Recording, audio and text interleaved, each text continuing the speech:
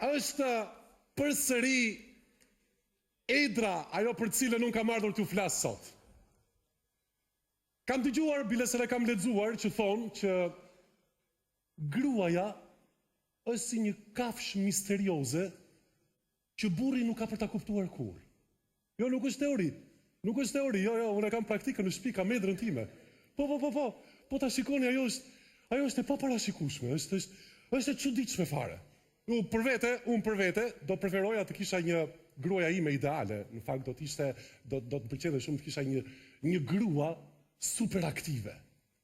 Një grua nga ato që pa dal nga krevati, mundësisht edhe të bënte kafen, edhe të vishte kalamaj të çonte në shkollë, edhe të fuste rrobat lavatriçe t'i lante, edhe të bënte mëngjesin, edhe të bënte vazhdimisht dashuri. Po çdo, Edra ime nuk është e tillë. Edra ime është e paparashikueshme, Edra ime është e frikshme. Nganjëherë, për shembull, Edra bën si një femër e pasigurt, naive edhe pesimiste. Pse do thoni ju? Sepse kur unë i bëj ndonjë kompliment, ajo më thot: "Nëse po më thua që sot jam bërë e lezetshme, atëherë ti këtë me këtë ti do të më thuash që unë jam bërë si shtrik."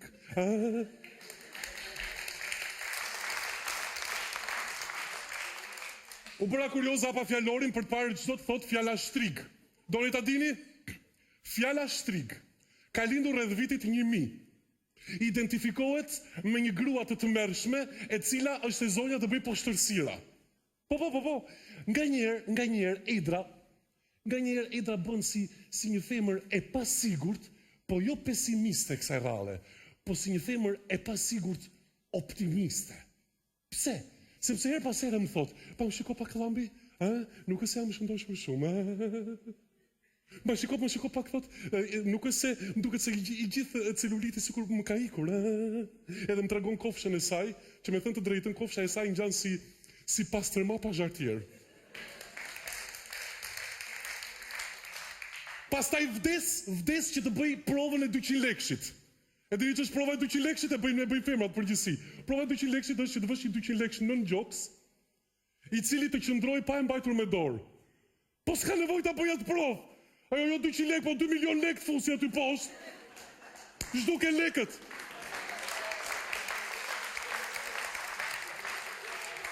Duhet shkosh me vrap të rajoni policisë të denoncosh zhduken e lekëve. Edhe me që jemi tek gjoksi, ajo nganjëherë bën si femër e pshore. E nxjerr atë gjoksin kështu përpara. Se aty në fakt e ka gjithë suksesin, se po ta shikosh nga fytyra si fantomas. E nxjerr gjoksin përpara, më ngul vështrimin kështu, edhe tund çepavat, japën kështu. Pastaj nxjerr gjuhën e saj, po gjuhën e ka shumë gjatë, ja ka kësa kollarja ime.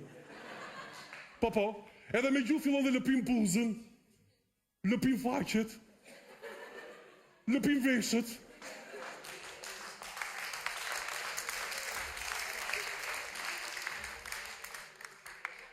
Unë shqetësohem, shikoj njërë mbrapa me këka. Jo, s'ka njëri me mua e ka.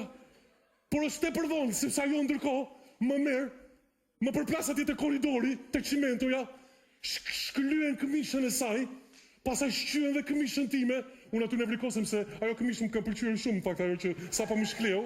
Po, pasaj, vetëm kur shikon që një gjuhë e saj 35 cm më hyn nga ky vesh, më del nga ky vesh i tjetër.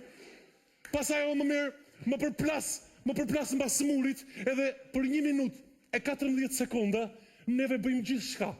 Futemi në krevat, bëjmë dashuri mbi krevat, bëjmë dashuri mbi lavatriçe, mbi lavaman, në divan.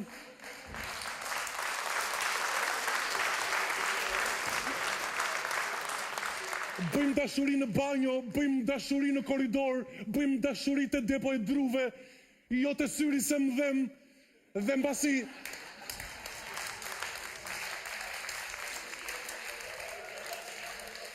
Edhe mbasi bie një qetësi totale, dëgjohet zëria saj të papërgjeshmes, e cila thot: u tregove egoist, mendove vetëm për vete.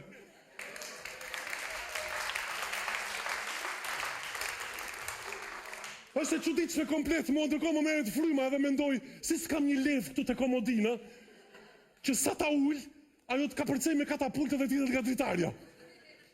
Por kulmi është kur ajo bën si romantike. E kap me njëri një val romanticizmi. E di ç'bën apo jo? Shkojmë në dhomën e gjumit, për të fjetur sigurisht, dhe për të bërë pak dashuri.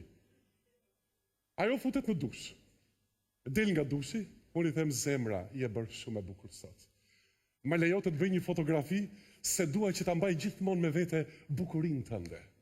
Pastaj futem unë në dush. Dalu nga dushi, ajo më thot, haralamb. Më lejo të bëj një fotografi, se me këtë rast mund edhe të ta zmadhoj. Fotografin, do me thënë.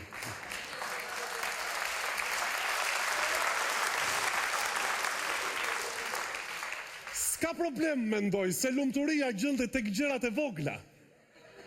Pasaj unë jam edhe tip i çuditshëm.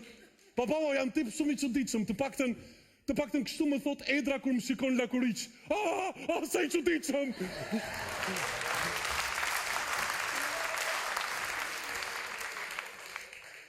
Pastaj futemi në shtrat, plas një dashuri e madhe, shpërthejnë shashka, fishek zjarre, temperatura shkon 48.000 gradë Celsius, kudo ka të hedhura mbathje, çorapet palara, çarçaf të bërë shuk, është bërë dhoma si kafazi një ketri, dhe pikërisht atë moment kur mua është duke më marrë fryma, ajo afrohet tek veshi im, edhe më thot, tani kam dëshirë të më përkëdhelësh pak. Është e çuditshme komplet. Si mund ta përkëdhel? Edhe ashtu të zhytur në një përfaqim, në një përqafim, desha të them. Më falni se më kapi emocioni. Të zhytur ashtu, flem të përqafuar gjithë natën, në krahët e njëri tjetrit, në mos po ajo më shumë në krahun tim, sa që kur çojmë në mëngjes krahu më shëmpir. Më është bërë miza, bile miza më është bërë sa një buall. Edhe pikërisht, që në pikë të mëngjesit, sa hap syt, ajo do që unë ta puth. E kur që në mëngjes? Kur unë në mëngjes, kam përborç që me një frymëzierje të ngordh një devej 6 orë larg.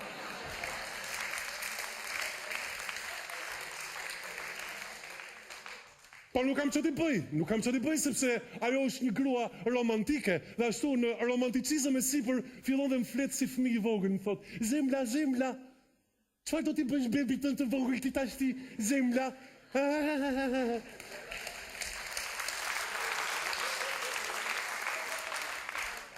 Bebi tim të vogël do marrë një këmbë karike, t'ja fuz mund mes të ballit, t'ja çaj turinj, si s'të vjen turpje goxha grua. Mendoj në fakt se për të thënë nuk them asgjë, vetëm buzëqeshja kështu.